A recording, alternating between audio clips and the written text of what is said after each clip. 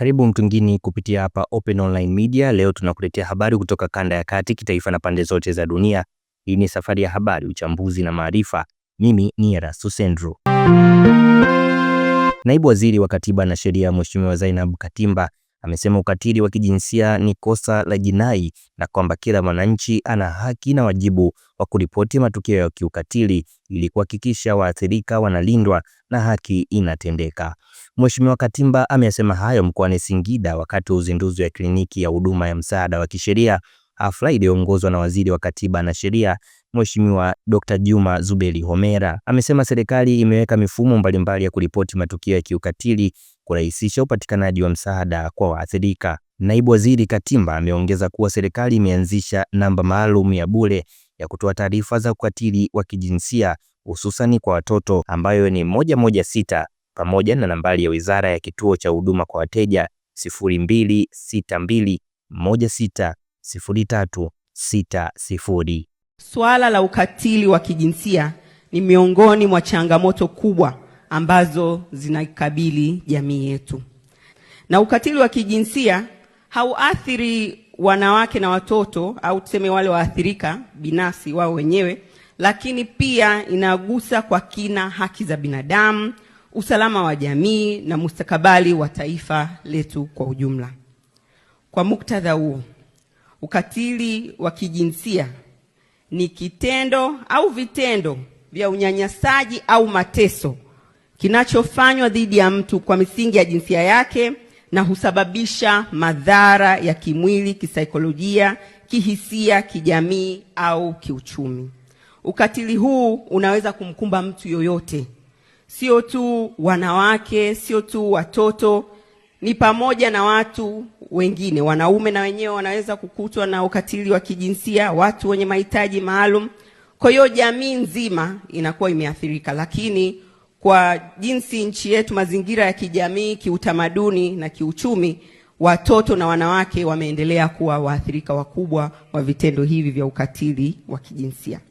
Na vitendo vya ukatili wa kijinsia vinatokea maeneo mbalimbali. Kama sote tunavyofahamu, majumbani, shuleni, sehemu za kazi, barabarani na hata kwenye mitandao ya kijamii tunaona matukio ya ukatili wa kijinsia. Cha kusikitisha zaidi ni kwamba mara nyingi vitendo hivi hufanywa na watu wa karibu na waaminifu kwa waathirika, wakiwemo wazazi, walezi, majirani au ndugu wa karibu. Na ukatili wa kijinsia upo katika aina nyingi, zikiwemo ukatili wa kimwili kama kupigwa, kujeruhiwa au kunyimwa mahitaji ya msingi, ukatili wa kingono kama ubakaji, ulawiti, ndoa za utotoni na ukeketaji, ukatili wa kisaikolojia au wa kihisia unaojumuisha matusi, vitisho na udhalilishaji, pamoja na ukatili wa kiuchumi unaohusisha kunyimwa haki ya kumiliki au kutumia rasilimali. Waziri wa Nchi, Ofisi ya Rais, Maendeleo ya Vijana, Mheshimiwa Joel Nanauka amesema serikali inaendelea na umuhimu wa kuwepo kwa jukwaa rasmi litakalowawezesha vijana kutoa mawazo na ushauri kuhusu masuala yanayohusu moja kwa moja katika mchakato wa maendeleo ya kitaifa. Nanauka amesema hayo leo Januari 10, 2026 wakati wa uzinduzi wa jukwaa la Vijana Platform uliofanyika katika kituo cha kimataifa cha mikutano cha Julius Nyerere jijini Dar es Salaam. Amesema kuwa jukwaa hilo ni nyenzo la kimkakati inayolenga kuongeza ushiriki wa vijana katika mijadala ya sera, mipango na maamuzi yanayogusa maisha yao ya sasa na ya baadaye.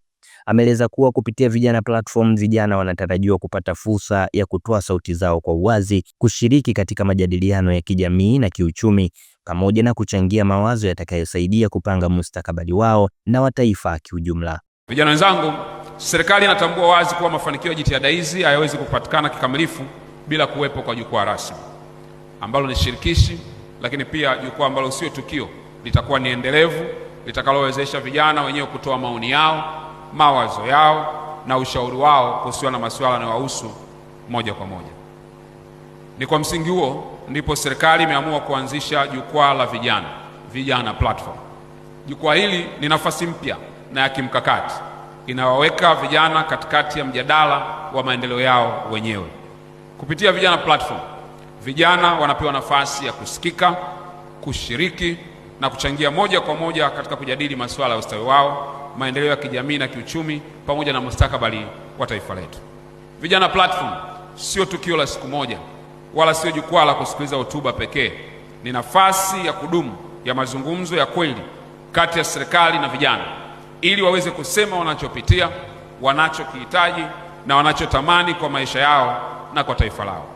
Kupitia jukwaa hili, serikali inataka kusikia sauti ya vijana moja kwa moja, kwa uwazi na bila vizuizi, ili mawazo yao yaweze kuwa sehemu ya maamuzi yanayofanyika kuhusiana na maendeleo ya vijana katika nchi yetu. Kupitia Vijana Platform, vijana mtapata nafasi ya kuchangia maoni, kutoa mapendekezo na kushiriki katika kujadili masuala yanayowagusa, ikiwemo ajira, biashara, elimu, afya, ubunifu, teknolojia na maisha ya kijamii kwa ujumla. Vile vile, vijana mtapata fursa ya kubaini na kujadili fursa zilizopo katika maeneo mbalimbali ya taifa letu, ikiwemo fursa za kiuchumi, kijamii, kibunifu ambazo mara nyingi hazitambuliki au hazitumiwi kikamilifu na kwa muda mrefu zimekuwa zikiwafikia vijana wachache. Jukwaa hili linawezesha vijana kushirikishana uzoefu, pia kujifunza kutoka kwa wenzao na kujenga mtazamo chanya kuhusu namna ya kutumia rasilimali, maarifa na teknolojia zilizopo kwa ajili ya kujikwamua kiuchumi na kuchangia maendeleo ya jamii. Katika habari za biashara, Waziri wa Mifugo na Uvuvi Mheshimiwa Dr. Bashiru Ali Kakurwa amesema serikali inaandaa utaratibu utakaowezesha wafugaji kupata mikopo kupitia taasisi za fedha nchini sawa na utaratibu unaotumika kwa wakulima. Dr. Bashiru ameyasema hayo alipokuwa akizungumza na wananchi wa wilaya ya Ushetu mkoani Shinyanga katika mwendelezo wa ziara yake ya kusikiliza na kutatua changamoto mbalimbali zinazowakabili wafugaji na wavuvi.